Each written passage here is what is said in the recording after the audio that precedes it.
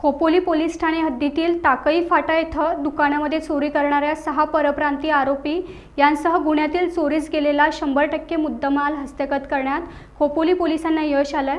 Khopoli police ठाण्याच्या हद्दीतील टाकई फाटा येथे काही अज्ञात चोरट्यांनी रामचंद्र भिकू रासकर राहणार शिरगाव खोपोली यांच्या मालकीच्या दुकानाच्या पाठीमागील बाजूने खिडकीतून प्रवेश करून त्यामधील पोलिको कंपनीच्या एकूण 3,20,000 रुपये किमतीच्या केबल असा मुद्देमाल चोरून नेला असल्याबाबत खोपोली पोलीस ठाण्याकडे गुन्हा रजिस्टर क्रमांक 162/2025 भारतीय न्याय संहिता 2023 चे कलम 305 3-5 प्रमाणे गुन्हा दाखल करण्यात आला होता। पोलीस अधीक्षक अंचल दलाल यांचे तपास मार्गदर्शन व सूचना प्राप्त करून झाल्यावर वरिष्ठांनी गुन्ह्याची उकल करून 100% मुद्देमाल हस्तगत केला। उपविभागीय पोलीस अधिकारी विक्रम कदम यांच्या मार्गदर्शनात कारवाई झाली। खोपोली पोलीस ठाणे अंतर्गत टाकई फाटा येथे दिनांक 3/7/2025 रोजी रात्री सुमारास चोरीची घटना घडली होती। त्या अनुषंगाने आपल्याकडे गुन्हा दाखल झाला होता आणि दाखल गुन्ह्याच्या याच्यामध्ये जे 3,20,000 जो पॉलिकॅपची वायर होती ती वायर चोरीला गेली होती। सदरची बाब ही गंभीर स्वरूपाची होती आणि खोपोली पोलीस ठाणे अंतर्गत बऱ्याच अशा औद्योगिक कंपन्या आहेत किंवा क्षेत्र आहेत, तिकडे त्यांच्या औद्योगिक मालाची सुरक्षित ठेवणे हे पोलिसांची जबाबदारी असल्याकारणे आम्ही सदरचा प्रकार गांभीर्याने घेऊन आमचे गुन्हे प्रकरण पथकाचे जे अधिकारी आणि जे अंमलदार आहेत यांना आम्ही मार्गदर्शन सूचना दिल्या होत्या। तसेच माननीय पोलीस अधीक्षक श्रीमती अंचल दलाल मॅडम यांनी सुद्धा व्यक्तिशः लक्ष घालून सदर चोरीस गेलेली जी मालमत्ता आहे ही पूर्णपणे हस्तगत करणे व जे चोरी करणारे इसम आहेत त्यांच्यावरती कायदेशीर कारवाई करण्यासंदर्भात मला आदेशित केले होते। त्या अनुषंगाने आम्ही सातत्याने पाठपुरावा करून सीसीटीव्ही फुटेज यांचं अवलोकन करून गुन्ह्यातील जे आरोपी यांना निष्पन्न केले होते। सदर चोरीच्या घटनेच्या वेळेस 4 चाकी गाडी वापरली गेली होती। त्या अनुषंगाने आम्ही अधिक तपास केला असता त्याच्यामध्ये एक रिक्षा आणि एक टाटा योद्धा गाडी वापरली होती। त्याचा आम्हाला तांत्रिक विश्लेषणामध्ये गाडीचा नंबर मिळाल्यानंतर आम्ही जे गुन्ह्यातले आरोपी आहेत त्यांच्या तांत्रिक विश्लेषण करून त्यांना ताब्यात घेतलेले आहे।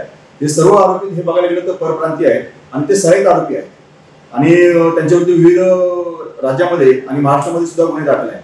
आणि अशा आरोपींना जे आम्हाला चॅलेंजिंग होतं अशा आरोपींपर्यंत पोहोचणं आमच्या पथकाने कौशल्यपूर्ण तपास करून त्यांना ताब्यात घेतलं। ताब्यात घेतल्यानंतर आम्हाला ते कळालं त्यांनी जी गाडी वापरली होती ती गाडी ही चोरीची गाडी होती। त्या अनुषंगाने मीरा भाईंदरमध्ये कासई पोलीस स्टेशन आहे तिकडचे एक गुन्हा आम्ही उघडकीस आणलेला आहे आणि आमचा जो मुद्देमाल आहे आम्ही 100% माननीय पोलीस अधीक्षक यांच्या आदेश केल्याप्रमाणे 100% रिकव्हरी केलेली आहे। आणि त्याच बरोबर जे टाटा योद्धा गाडी आहे आणि जी ऑटो रिक्षा आहे ती आम्ही जप्त केलेली आहे।